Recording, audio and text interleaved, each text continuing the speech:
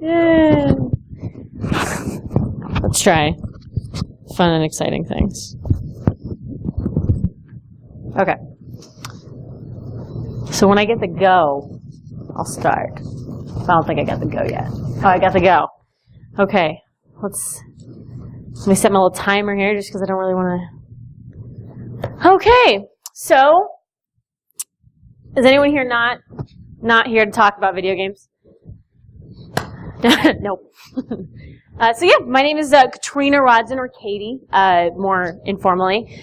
And what I'm going to talk to you about, it's called How Portal Can Change Your Security Forever. But in the course of making this talk, it expanded into much more. It's literally how video games can be used to change whatever behavior you want. This can be everything from changing security, so things like training, really applying these type of techniques to training programs, whatever this might be. This can be how to create a good team, things that you do to keep your team engaged, keep them challenged, and keep them constantly doing good work. As well as, let's say that you have your own personal thing. You could be a bug bounty hunter, and you want to know how to employ such things that you see in games to keep yourself going, to keep yourself challenged. And this is all about that. So it really expanded into more than just Portal and just security, specifically the idea of awareness. But it should be fun. Throughout the course of this talk, I don't know if any of you guys saw on Twitter, there's a whole bunch of different games, and I'll ask you questions, and there may or may not be like a Steam gift card or something. Okay, he's excited, and if he's the only one that's excited, then he's going to get it automatically. I am a gamer. Who are you? What is your name? Aramis. Aramis is going to get it unless you guys get excited, so get ready. Get ready for excitement. All my life. Steam? That's pretty exciting. Any game. Any game. Cool. Well, we'll see how this goes. So what are we going to talk about? Games and gamification. I know it's a very common misconception that gamification is a buzzword. Is anyone not familiar with the word gamification? Did anyone just walk out of a cave? No? Okay, good. Gamification is used so much. It's a massive buzzword. You pretty much can just throw it out there and people are like, yes, I'm excited. And a lot of people have seen it applied and it's starting to get a bad rap because a lot of people just use a badge. Great, I stuck a badge on it. Or I made it look like a game. But gamification actually goes much farther than that because it employs amazing behavioral theory to get what a game is. And it's the idea of taking the rules and the techniques and the strategy behind making a good video game or making a good game and applying it outside of a video game, outside of a voluntary action. And a lot of this, what we're going to focus on, there's a whole bunch of things involved. There's motivation, there's a wide variety of things, but what we're going to focus on today is the idea of a learning curve, which is this. It's a learning curve. There's entire people that spend their decades of a career looking at that curve. So just absorb it for all it is. It's pretty fun. But so we're going to talk about the learning curve and specifically what it is, how a game fits on it, where the optimal area is for it, and then more importantly, how you manipulate it. Because that's what a video game does. It is created to manipulate this curve. Aren't you excited? Yes. Oh, yeah. There it is. You got some competition. Does anyone know what this game is? Life? That's a board game, guys. Come on. Cute. It's a board game. It's not old. I'll start telling you a little bit about it. So this game, pretty cool game. This is actually one of the first screens on it. You're in kind of like a waiting room. And this is one of the first maps that you see. So every journey is a series of choices. The first is to begin the journey. You can understand why I put this here. Well, hopefully. You see what I did there. You see what I did. And what this game does, it's called Antechamber. It's kind of interesting because it's very simple in nature. You are navigating around actually I can show you. You are navigating around a room. Do I have it? No, never mind. We're not going to do that. Let's see if it works. Oh, I might have totally screwed this up. No. Okay, let's go back. Never mind. So you're navigating around a world. And this world, it's not. So anyway, you're navigating around this world, and this happens to be a map that you look about, and it's literally going backwards and forwards, and there's a whole bunch of prompts like this to give you kind of hints as to what you need to do. If you just look at the game, if you're used to really visually stimulating games, it's not at all. A lot of it's black and white. with a few colors in there to give accent. But strangely enough, as you keep playing, you realize it's artistic creativity and the complexity involved. It's about solving a whole bunch of puzzles. It is available on Steam.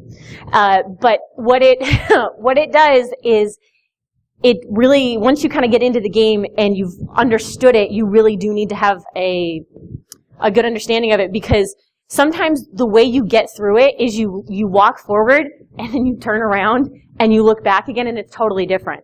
And if you're not used to the understanding of the game, and if it didn't have a good gamification technique and good behavioral strategy that was employed, you would quit immediately. Because you're like, what am I doing? I'm going forward. Like, you're just literally going in circles until you accidentally turned around and went, oh, this is different. So it's an interesting game. I'll show you a little bit more about it. But that was the first opportunity to get a gift card. But we'll do a couple more of them. It'll be fun. So anyway, video games and the learning curve. In order to understand this, we need to go over the learning curve. So this curve, which is very exciting, I was informed that sideways it looks like something else. I'll let you think about it. Anyway, so the learning curve, what it does is extremely simple. It basically says over time, and in the term of a game, that could be experience, maybe not necessarily just time, it could be the amount of time with a game. You develop a skill. So much so that as time goes on, skill acquisition goes up. And some things to notice about this is that down here, this is where time is going by and you're not seeing much progress. Versus suddenly we have skill acquisition, and the top is when we finally have, look, I've acquired this.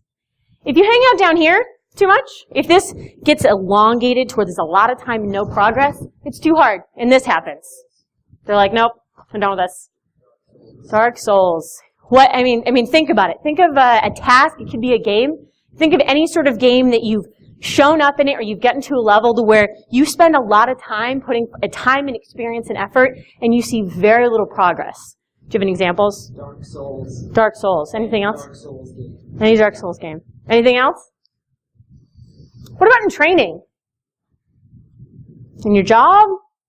Anything? I get some nods. No, nobody's necessarily bold enough. Trying to get a promotion? They can do so much. There you go. So there's a whole bunch of situations in which case if you spend too much time seeing not a lot of progress, this ends up happening. Nope, I'm out. I'm done. You don't want to live there. A video game that lives there is something like Myst. Remember Myst? Yeah, wasn't it great? When you just drop in, you're like, so what do I do? Do I poke? Like, what is this over here? And you spend a lot of time with no progress.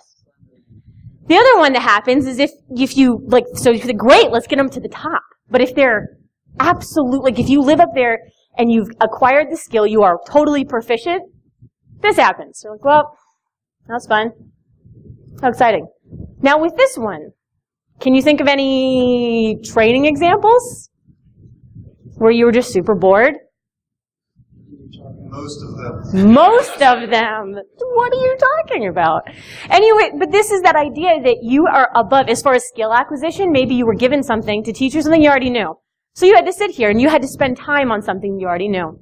This happens with tasks. If you approach a game, sometimes games are like this as well. There's a lot of games. For example, maybe you like Frogger, I don't know.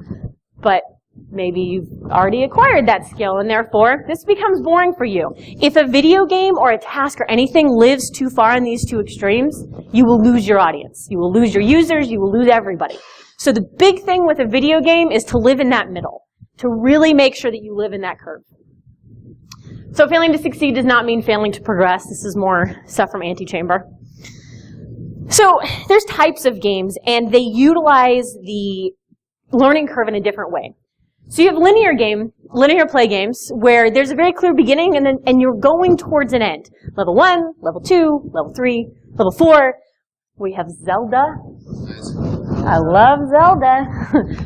It's Angry Birds, Candy Crush. I can tell you theoretically why this happens. I couldn't actually tell you through a ton of experience. It's not my jam. And then what is this? Well, I don't know. You tell me. Portal 2 exists. Oh. Well, I left it in there. It's Portal 2 because the cube is deconstructed partially and we've got what looks like part of a turret behind it. You, sir? I played a lot of Portal 2. I did too. So you, sir, come up to me. Steam gift card for you. So come, I will need the email address after you let me know. So anyway, yes, Portal 2, these are linear games in that you start with level 1, you go through. And what ends up happening for these is that your learning curve and the game modifying to it lives within these levels. So you have to stay within the sweet spot for level 1, level 2, level 3, which means that if you get to a good level of proficiency, if you're in the sweet spot in level 5, for example, and you come back to level 1, you're in a bad spot. You're in the, I'm too good at this, I'm bored. Which is why you have few games that, unless you have some other motivator like playing with a child or playing with a friend or something like that, you're not going to go back and do this again because you've got this covered. It's too easy for you. So you have to have something else to keep you coming back. So that's why things, sorry? There you go. So it's this idea that it is a linear pattern, and this learning curve lives within each one of those levels, and you get through it to the end. This is a very similar pattern for training. Usually when you're trained on something, great, we're going to say this is level 1, and we're going to get you through it. And then all of a sudden, it's annual training time again, and we're back here. And is it exciting? Do you like it? No.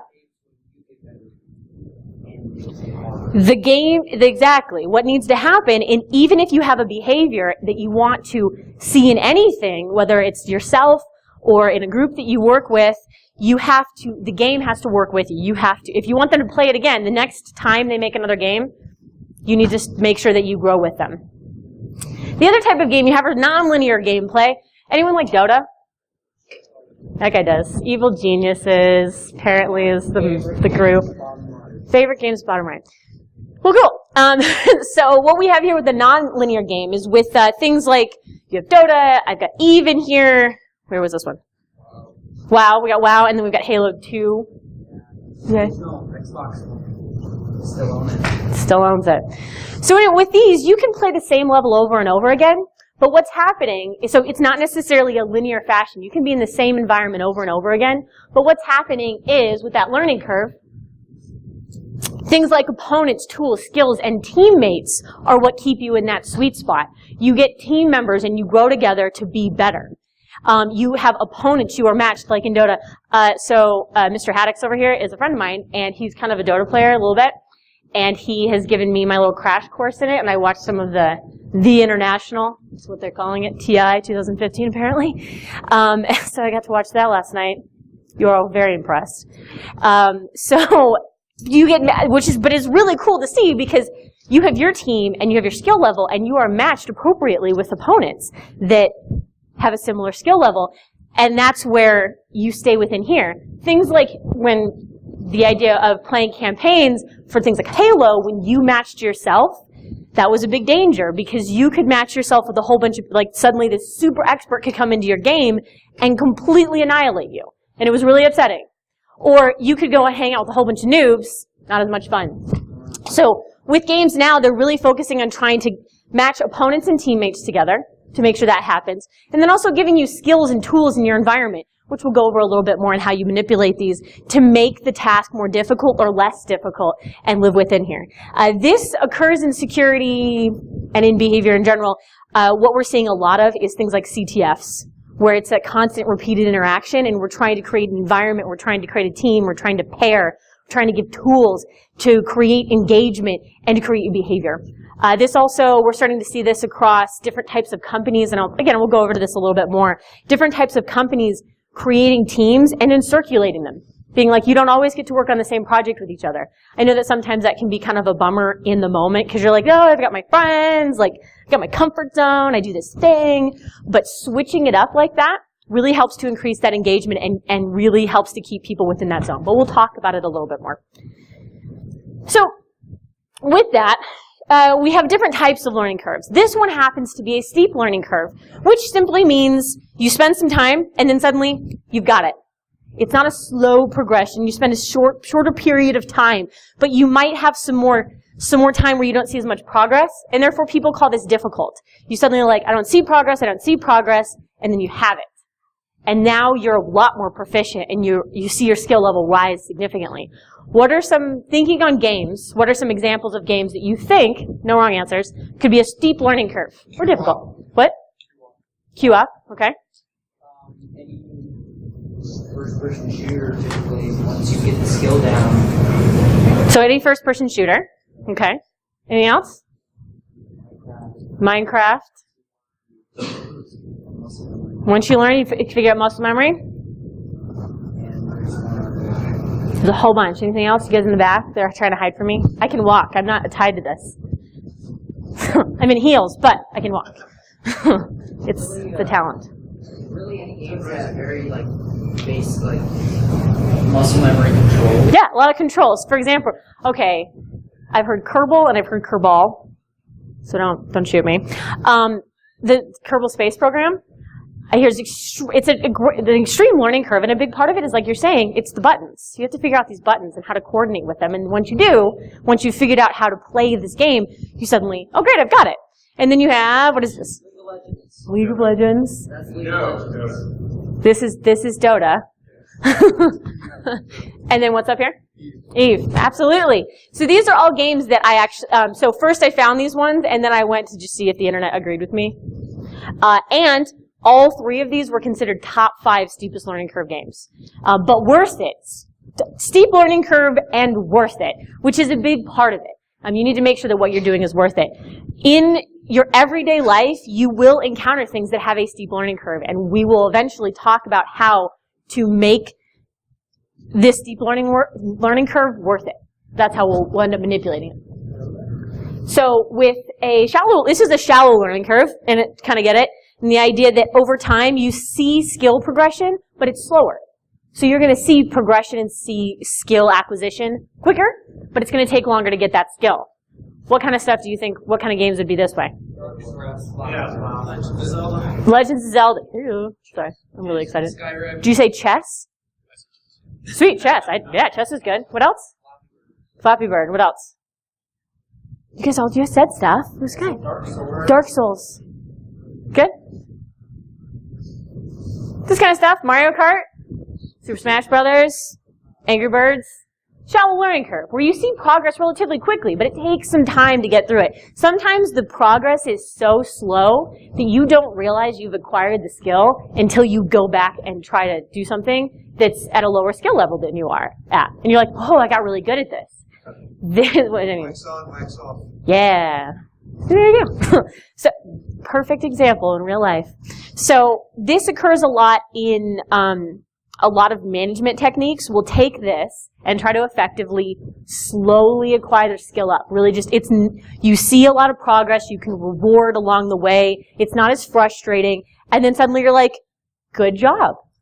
Street Fighter's a good one. You have acquired the skill. Good job. Let's move you on.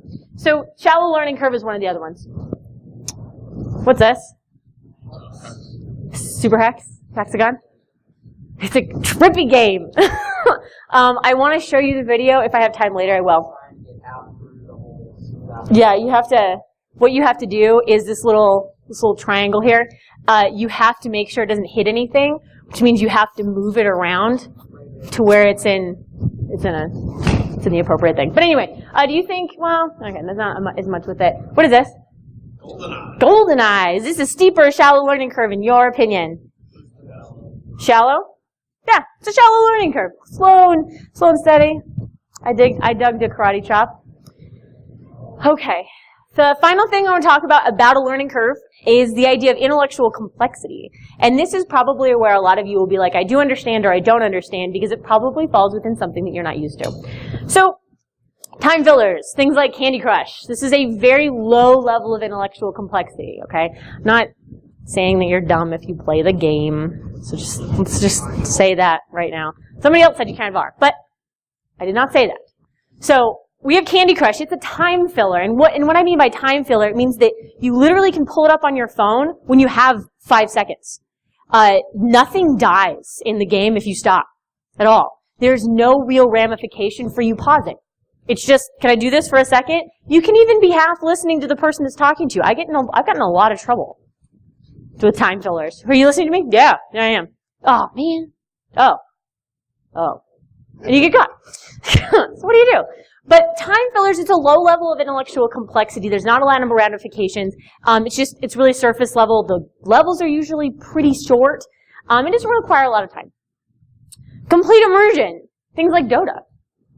You have to spend at least 30 minutes in a level, because if you stop, your person is going to die and be attacked, and then your team will suffer. You have to be willing to sit there and attend. And by attend, it's not just like, oh, sweet, I got it. Like, this is great. I got this. You have to be paying attention to your stats, your team's stats, the other team. You need to know what's going on, different things like when things regenerate, where things happen, how much gold, what's our strategy. It is a complete immersion, and it requires a lot of intellectual complexity and a lot of intellectual time. Even though it's like that World of Warcraft would also fall in that, but also other games like the Assassin's Creed, it's story. Yeah, yes, we will get into that. So then Assassin's Creed, the things like where you have a gray area. You're right. And it's like the middle. It's absolutely addicting. All these can be massively addicting, but then you have a gray area in the middle where it's not, maybe they don't necessarily require 30 to 60 minutes at a time, but it's not a time filler. So things like Portal and Portal 2. Yes, it requires some time for you to sit there, but you could stop in the middle of a level and be like, okay, just wait a second. Or you can be like, okay, you need something from me? Got it. It doesn't require as much time. But it still does require attention. And they're all equally as addicting, depending on who you are. So relating this back to tasks that we see, let's go back to the idea of training. Have you ever seen training? Think about if I commanded your complete immersion. I need you to sit there for 45 minutes and pay attention to what I'm looking at, what I want you to look at. But the behavioral strategy is this. How would you like if I said sit down and play Candy Crush for 45 minutes? You have to pay attention, because I'm going to ask you questions in the middle of it. How'd you feel about it? You guys are all very excited. Yeah? So I should just go make some training. That is a very, very common mistake that you see in training, or in just general tasks, where you're demanding complete immersion, but whether it be through intellectual complexity, sophistication, skill level, whatever it might be, you do not properly understand your audience. You have asked them for that and required that, usually by demand of their job or a team coercion, but you've designed this. And that's where a lot of things falter. So you have to understand, really, when you're trying to change behavior and trying to use gamification, you have to understand your audience. You need to know the behaviors that you want to change. So I want to do this one particular behavior, and you need to know where it falls on this curve. Am I dealing with complete immersion? Great. That means those complete immersion games, they get some good following. It's hard to make them, because they're not just sit and we're good. Things like Candy Crush, literally just make them, and then just go. They just need to make more levels. More time that's put into a game. Basically, the more love that's put into it. It's not a more love thing. There's a lot of love that's put into this game. It really is a matter of about 80% of your games and 80% of your behaviors are going to fall within these two that you see in everyday life. It's the idea of a time filler or a gray area. It's just a different strategy. You have very few video game companies that are here, here, and here. Like Dota. Sorry, Jason. Jason's going to get pointed out. What other games does Dota make? The company that makes Dota? Valve. They make Portal? Yeah. Okay, so that actually goes in the gray area. So they jump over, which is off. So they make Half-Life, Counter-Strike, Team Fortress. That's a lot of here, which is very interesting, because that means that they focus here. But again, Portal's a gray area. But they have their complete immersion with Dota. Absolutely. So he just pointed out the idea that they probably made more money with Portal. And the reason for it is that you have far more people that live here than there. You have a lower attrition rate with this, because once you can get people in a complete immersion state, that's where they're going to stay forever. How long have you played Dota? 10 years, as long as it's been out. 10 years. That's a long time. He's a smart guy. So complete immersion, when you have a complete immersion behaviors, that is a fully ingrained, it's intrinsically motivating. It's something that you put forth a lot of effort in, and it's hard to kick it. To be perfectly honest, it's similar to a, behaviorally speaking, it's similar to a drug addiction. All the components that are involved, it's hard to kick because it's because of all the things you put into it. But it's, to be quite, like, it's amazing to see it in action. Like, part of the reason I was really enjoying watching this Dota tournament is because you can see all the components coming together to be like, oh my gosh, this is really complicated. And there's no joke. Once you actually acquire this skill, you would not stop. Because you have to, you have intellectual, you have intrinsic buy-in, which if you can get intrinsic buy-in on any sort of task, then that's amazing. Think of some of the stuff you do personally on your own. How many of you love your job? Let's kick it back. Okay, you don't love your job. Do you love it because of the money, or do you love it because of what you're doing? Because it's fun. You love it because it's fun. That is an intrinsic motivator. So if the things get tough at work, is it a little easier to get through because it's fun? When you have a hard time? A little bit? So it's got some head nods. And that's what an intrinsic motivation, which is where complete immersion comes into place. These are behaviors that are very much ingrained in intrinsic motivation. If you can get a behavior, whether it's personal, on your team, tied to an intrinsic motivator, it's fun, it's morally satisfying, it makes me feel safe, whatever it might be, those things are hard to kick. Just because it's intrinsic and it's there. What? There you go. Extrinsic motivators are much easier to kick. Those are a different story. So anyway. When I looked at the reason why it was good for League of Legends is because it basically looks almost identical. It's almost identical. It's almost identical. The map is the same. Yeah, League of Legends is a spin-off from Dota. Oh. Yeah. By different I'm sorry. There you go. It's a slight spin-off. I've been told that it's back to the steep and the shallow. Dota has an extremely steep learning curve, so there's the answer. League of Legends, they have flattened out the learning curve a little bit more to make it more popular, for more people to be to acquire it, because Dota can be quite challenging, and you can spend a lot of time just getting hammered and seeing no progress, whereas League of Legends has flattened it out a little bit. They've manipulated that learning curve to make more money, which is the way it works. So, with this, we have the shallow curve and the steep learning curve. The shallow learning curve, do you think, which one of these three do you think it is more suited to? Well, if you were a game company, you said, I can only pick one. Which one? The time filler? Okay. The shallow. Anyone else have anything else? What? Depends if it's ad supported. You sir are a genius. It also depends on the content and difficulty. Yeah, it depends on the content difficulty. Time filler is like Flappy Bird. That is. I didn't know what. You've never heard of Flappy Bird? I've heard of it. I've never played it. It's about the equivalent to Dark Souls on the iPhone. No, I don't have an iPhone. Anyway, so what you guys are pointing out is there's a yes.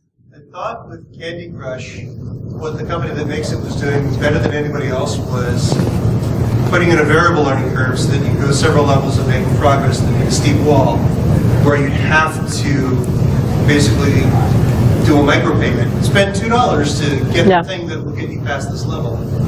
So that they definitely do that for sure. That I see you. It's going to take me a second to answer that. I've been the person that's like, it's like, I gotcha. So you're absolutely right. There's several things employed there to make money. For the people that actually get money from it, there's a shallow learning curve, and then suddenly they do a small bump in a relatively shallow learning curve, and then they've also set up your lives as a limited resource, which is also something else. If I go, hey, you don't have as many of them, I'm like, wait a minute, I want more. But then also saying, I can get you past this small little bump with this.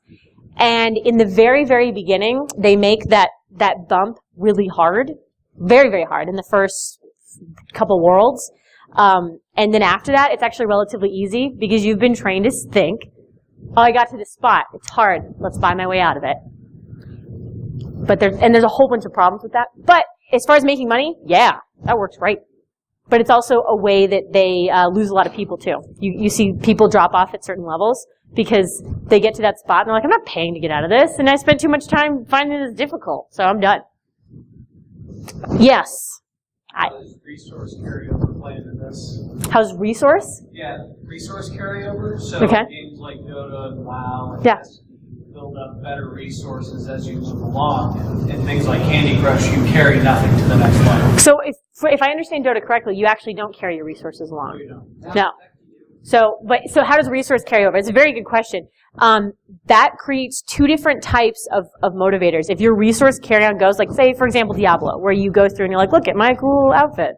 It's not an outfit, I know. I played Diablo. I was in it. So anyway, with that, that what you've done with that is that you've started to take that carryover resource and you use it as a badge. It suddenly becomes this badge to where you'll start going and doing all the things just to get resources to show, hey, look, here I am. That does help with getting farther. You can still have a steeper or shallow learning curve, but it actually gets back to a motivator where you start making this thing, your helmet, is now a extrinsic representation of an intrinsic motivator. Look how cool I am. Unfortunately, though, when you do that, it's extremely effective when it comes to changing behaviors as well. Some of the most effective things I've seen are taking little characters and turning them into physical embodiments. I have this character. Sweet. That means this about me. But if you have ones that don't, the resource carryover doesn't happen, then it becomes, again, more about, you're seeing that more and more now, because then it becomes very much about who am I up against. That's the resource that carries over. Who do I play against? Rather than look how much gold do I have, it's I played that guy. Oh, I know exactly what that means. So it's become a much more simpler system. But yeah, it really just depends. It can live across these two. Usually you have resource carryover. It's not going to have as much here because again, it can be, because there's so many levels on these things, it just becomes nothing. You're like, oh great, I've got 8,000 things of gold. What wonderful. So you don't have resource carryover here as much versus some of the complete immersion you do because that's part of the world. You spend so much time getting it. Yes? Certain games, like I've mentioned this multiple times, Assassin's Creed, collectibles, like items to get, like we were talking about certain resources, like cool stuff, like how many times have you played Assassin's Creed? I have. You know all those like okay. certain kinds of quests. Yeah. Is it a question? Well, that was being tied to like rewards and like the business raises bonuses. Yeah. So you can do similar things where as you go through, there are organizations that are employing things like a ranking system. They are employing things like badges, where if I did this thing and the resources carry over and you've completed certain things, if done effectively, those badges then turn into, great, you have these 4 badges and those are required in order for you to get a promotion or for you to be able to move teams or for you to be able to request this thing and get other resources. But it is a very, very sticky slope because if you, or a very, very slippery slope, a sticky thing to do, because if you, it's a whole, because if you do it incorrectly, you can kill it all. But we're gonna move on. I can talk more about it later. So manipulating the curve, what we're going to talk about now is starting the game. I have an hour, right? Great, yeah, that's what I thought. So starting the game. Manipulating the curve starts from the very, very beginning. Does anyone know what this game is? Braid. What? Braid. You got Braid? That guy. Okay, well you get another. There it is! Yay! Exciting. So this is Braid. Can you kind of give a small synopsis of what Braid is? Do you want to say what Braid is in like a few short sentences? It's generally a game. Puzzle game. It's a puzzle game. Yeah, kind of thing. Do you think it's linear? Oh, no, because you can alter time. It's linear. It's linear. You can alter time. Yep. Yeah, the cool thing about it, I also thought I thought the art behind it was really awesome. But the cool mechanic behind Braid is this idea of Tim is off on a search to rescue the princess. She has been snatched by a horrible and evil monster. This happened because Tim had made a mistake. I'm sorry, I'm going to destroy this for you. Tim and the princess were actually in a relationship and he made a mistake. And this is all about him going back and trying to fix this in time. So one of the big components with this is that you die all throughout it, but all you have to do is rewind time. But it's a very interesting game. With it, though, is that in the very beginning, it's a great example of this idea of creating foundational skills. This is part of the first level, hit spacebar. What does that do? A jump. Or I just got to this wonderful little ledge, push the up button. And the reason I show these is because when you first start a game, when you're creating those foundational skills, you have to give an indication of what to do. Let's go back to Myst. How many of you played Myst? Okay, some of you played Myst. When you first show up in the world, what did you do? Just click on shit. Like, well, I don't know, is it this? Is it that? I don't know, is it that? I don't even know what this is. And there was also times where I remember distinctly, I was playing with something, and I was sure it did something. It didn't do anything, it just moved. It didn't do anything. At all. And the problem with Myst was that you had no indication of what to do. You were just randomly clicking buttons. Great games nowadays, what they do in that first level, that's usually super simple, is they create foundational knowledge. As you go through, they say stuff like, click here. Just do it. Just click right here. After you've done that once, it goes away. Or you get to a new obstacle, jump. What do you do? This is also part of Antechamber. And these really help to create this kind of concept of a foundational skill. Do you guys know what this game is? Huh? It's actually pretty cool. It's called Dark Echo. And what you do is you have to walk around, and all you have is literally in the dark, and all you have is the sound of your own steps bouncing off the walls to tell you where you go. And this is one of the first parts of it where it basically says find an exit and use noises to locate it. And you're just... No, it's not called running in circles. So what you do is you're just walking through and figuring it out. I mean, if you didn't have these indicators, you'd have no idea what to do. This same thing applies, and it is a very common mistake in any sort of behavior. What it does is it indicates in everything we do, onboarding is crucial, even for the most complex of tasks. Making sure that these foundational skills, you need to be able to do this thing. You need to be able to send this email, open up this thing, click here, find this. That onboarding process for anything can be make or break. Because you can show up and go, I don't know what to do with this. I've seen this with actually several tools that were created in-house in a company to help secure whatever it might be. And it really did. They were like, this solves all my problems. And nobody was using it. And you asked why. It was because they would open it up, or they didn't know how to open it up. It was that first, I don't know how to navigate. I don't know what to do with this. The creation of foundational skills for that product was shot, so nobody would touch it. It's a huge part of, so that very first part of a game, even if you're like, oh, it's just that first initial area, it is really one of the crucial things about anyone even starting a game. What do I got here? The other thing you have here is a high reward schedule. We all know what this is, right? It's Mario. I love this game. We're going to go on a slight tangent. I was recently talking to somebody that wasn't born in the 80s, and I said, oh man, Super Mario Brothers. And they're like, yeah, it was super sweet on Nintendo 64. I was like, oh, but I remember it on Super Nintendo when it just went left to right. That I felt so old. Anyway, but it's fine. Details. So with this is the first level. Like, this is the first 2 seconds. They move forward, and you have 4 rewards standing here. And we're so used to it because we played it so much. But the reason for this high reward schedule in the beginning is that you are literally rewarding navigating the game. So let's try to break this out a little bit. In order to get through this, what do I have to do? Let's point out first behavior. What is one of the things I need to do to successfully get to that green tube? We're gonna run. I gotta move forward. Sweet. I gotta move forward. Great. So moving forward, we got that one. You said something? Either A. Just to pick one. You can jump and hit that box. You can jump and hit the box. Sweet. Now I know what this does. It gives me points. I just rewarded you. Awesome. That means I'm gonna want to hit those too. What else do you have to do? Kill all the Goombas. You gotta kill all of them. You gotta kill that guy, which means, hey, you might actually fail. You might run into it and go like this. You might do that, and it's just go, oh no! But guess what? You get another life. You now understand this is a bad guy. This is how I go forward. If I just go forward into the bad guy, I will go like this. I hit this. Oh my gosh! I got a reward. Is there something here? Sweet, sweet. What's here? Which one of these has the cool thing? It's not the very top. Hard one to get to. Really? I'm pretty sure it's this one. So you go, sweet, coin, coin. What? This is sweet. I'm going to go up here and find this one.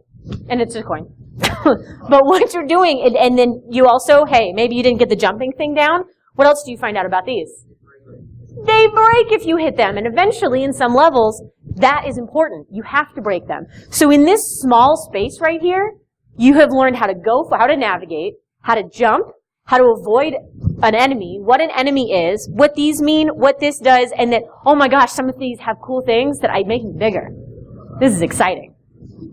You learned all that. And the reason that you explored that is because there were rewards. There were things here that rewarded you for doing this, and you learned a lot about the navigation in this short period of time. This is very important for starting the beginning of a game. And the same thing with the beginning of a behavior. So I've helped some people or organizations create phishing strategy. You know, you have your training, one of which is reporting. You really want to know what's going on. You really want to know reporting. So what we do is they want them to send them an email. Don't reply to it. Send it to this email address. And one of the things that I found that is massively successful for this and getting this behavior to actually go, they know how to send an email, is you send an autoresponder to go, I got it, and I thank you for that. I appreciate you sending this, getting this to me. Why do you think that that's effective? They can even know it's an autoresponder. They just got an email. Why do you think it's effective? Why does it reward your? It rewards your behavior. So you said somebody's what? Somebody's watching. Somebody's watching it. You didn't just go into random space. You're just like, I sent it, and even if you know it's an autoresponder, it rewards it even just a little bit. And you know, somebody heard me. Something similar. How do you? This actually, Amazon does this too. Can you guess where it is? Amazon employs the same tactic of rewarding you. When you make a purchase, where do you think it is? Any ideas?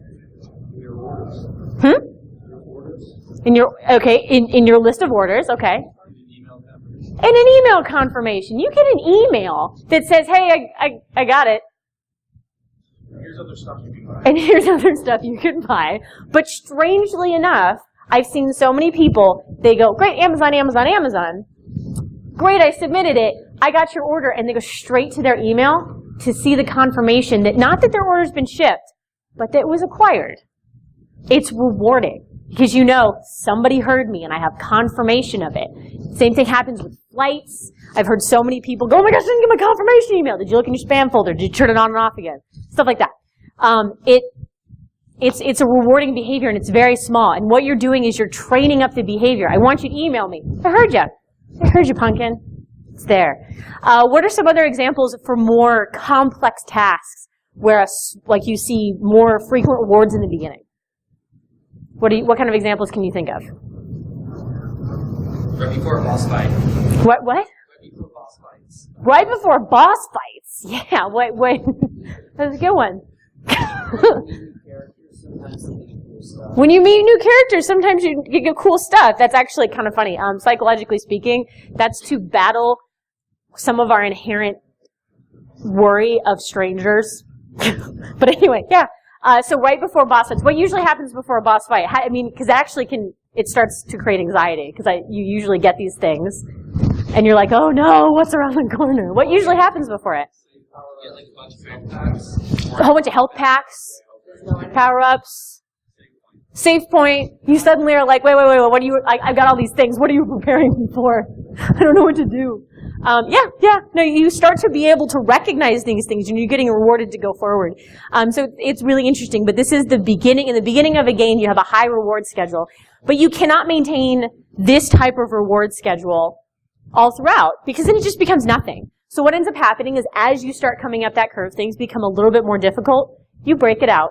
You now go, I need you to put forth more effort and more time to get more rewards. And that is another talk in itself, but that reward schedule is amazing because if set up correctly, that's how Candy Crush and things like pop games, that's what they mastered, was the ability to space out rewards effectively.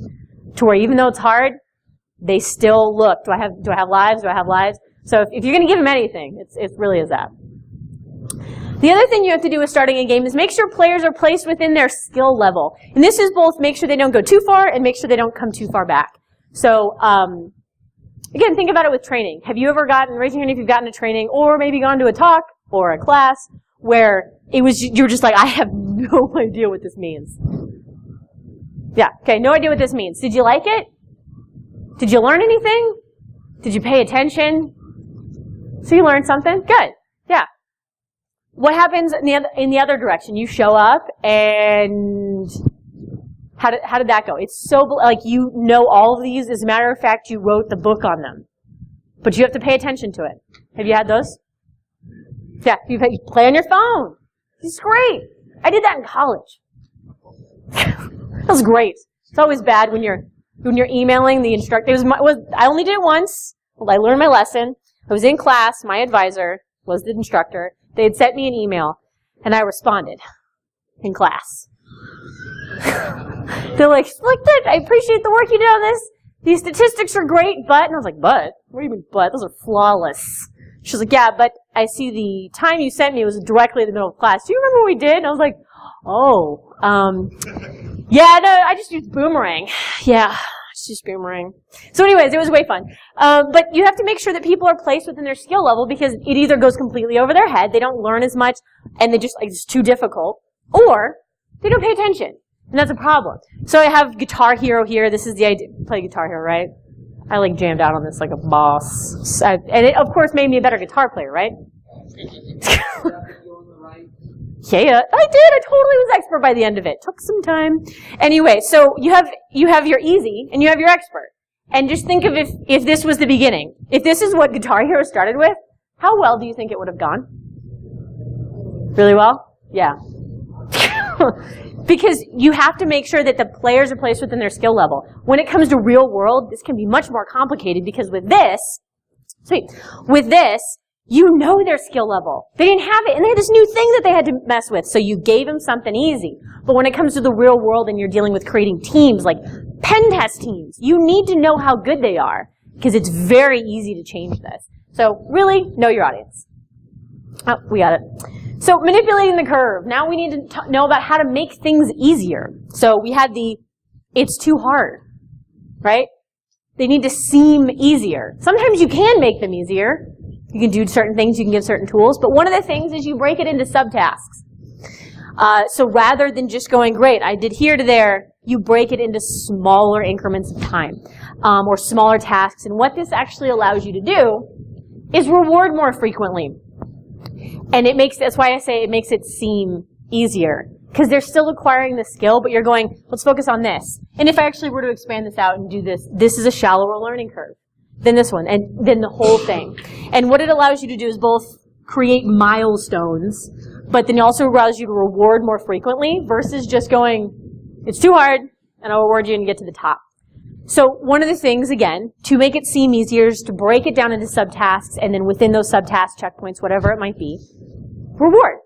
This happens in games a lot. It's fine. Did you guys ever play Cruising USA? Remember yeah, it was very fun. There were checkpoints, and there's girls that came out and went like this. What happened? Did you ever go back to the checkpoint? No. Nothing happened. It was a checkpoint to tell you, like, good job. You made it. You got this far. It doesn't matter. I'm not taking you back there if you die, but we made it. It was the idea of breaking it into subtasks. You can do this. I'm sure you can come up with examples of this happening all throughout your job. The other thing that you can do to make something seem easier is you provide outside tools. This is what training was originally supposed to be. It was supposed to be, oh, hey, you want to learn about Burp Suite? Oh, okay, you don't know a ton about it. I'm not going to sit here, but look at all these resources. Here's a whole bunch of training on that. With Mario Kart, it's mainly a multiplayer game. Like, yeah, you can play single player, but it's personally, you can fight with me later. It's multiplayer. Single player's in here, so you can go play certain levels and be like, I really want to get good at Rainbow Road, because I always fall off the edge on that one. So you go play that one over and over and over again, and then you go, hey guys, you guys want to play Rainbow Road? I'm okay at it now. Yeah. There's that one. Also the same thing with Guitar Hero up there. It actually broke it down into specific spots. You could play certain riffs to get better at it, and then go play. So this is another thing. Go provide outside tools for practice.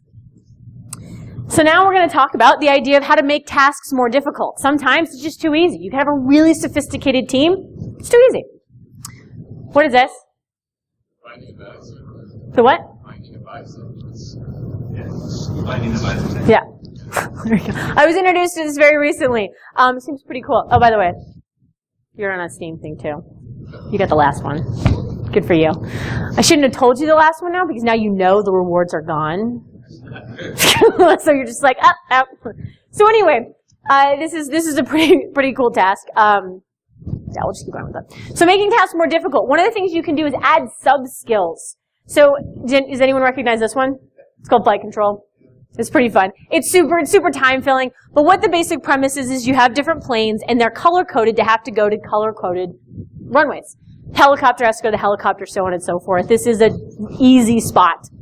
And what ends up happening to make things more difficult, because if it was just this, what ends up happening over the more you, because if any of the planes crash, oh no, like, you were a horrible air traffic controller, reasonably so, and you are dead. So what ends up happening over time is that more and more planes come in. Well, eventually that gets boring. So rather than just being like, oh, let's just change it completely, you start adding sub-skills. Now we're going to add different runways. You have to employ different techniques. There's wind and the idea of volume all come together to, you have to complete this task. And then eventually it just turns into a cluster, and you're like, oh, what's going on? It was really funny. What the most hilarious thing about, well, I thought it was hilarious. A friend of mine is a pilot, like a commercial pilot. He would play this game and just complain. That's how this works. Helicopters go faster than that. And I'm like, well, it's a game. Yeah, well, cool. So it was really funny to hear the commentary on that one. So add sub-skills onto current skills to make things more difficult. And you see this a lot with teams where rather than just going, I learned these tasks, you have to learn a basic, and then you have to add on to it and kind of integrate into it. And then you have to keep going. And those are those complex tasks. You also probably do it personally. If you're progressing farther and farther, you don't just go, oh, good, I achieved the skill. It's not hard anymore. I'm done. Usually if you keep going, you find another skill to bring into it. And that's usually where, for example, some of the best bug bounty hunters that I've seen are ones that have other skills, and they're starting to stack it on top of each other. And they become creative. And employing different things, and they do it. It's very interesting to talk to them because they're not doing it so much for the actual extrinsic motivator of money, because a lot of them actually do it for the types of charity. If you talk to some of them, it really is because they're like, I like the challenge. It's what I do in my off time. It keeps me intellectually stimulated. So they're doing things on their own to add sub-skills under their current skills. So it's kind of cool.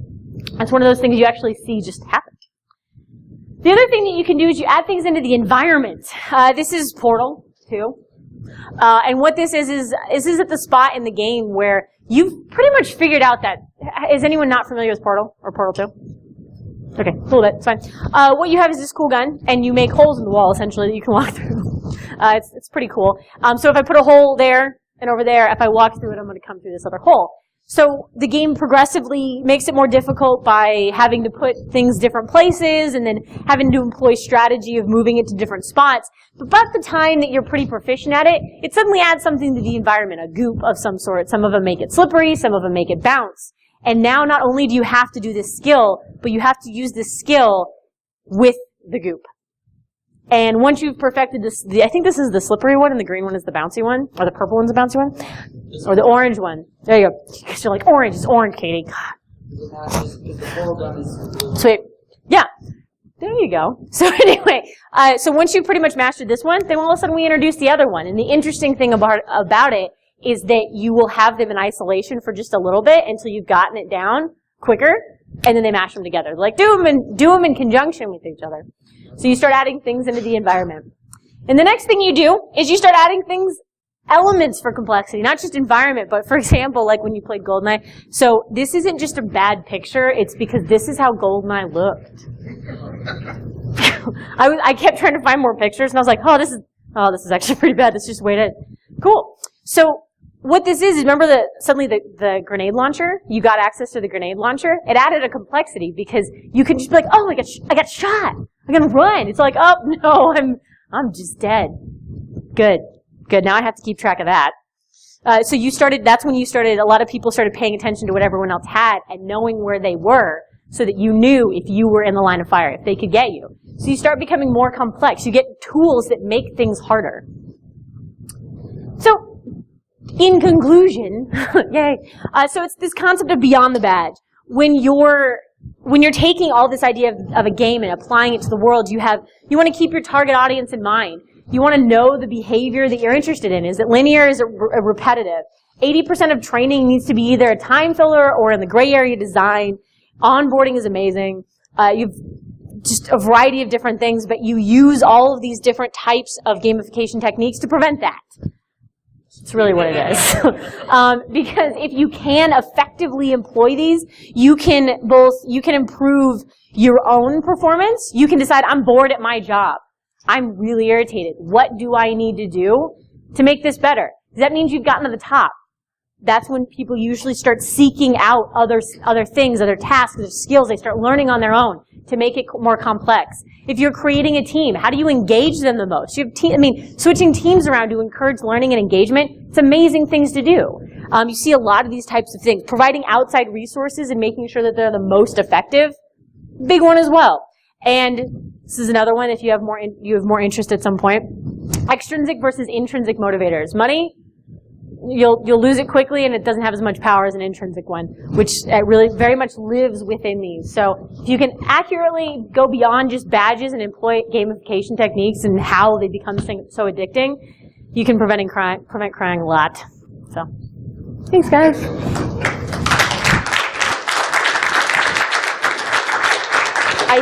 I have no time, right? I have no time. So no questions. I drop the mic here.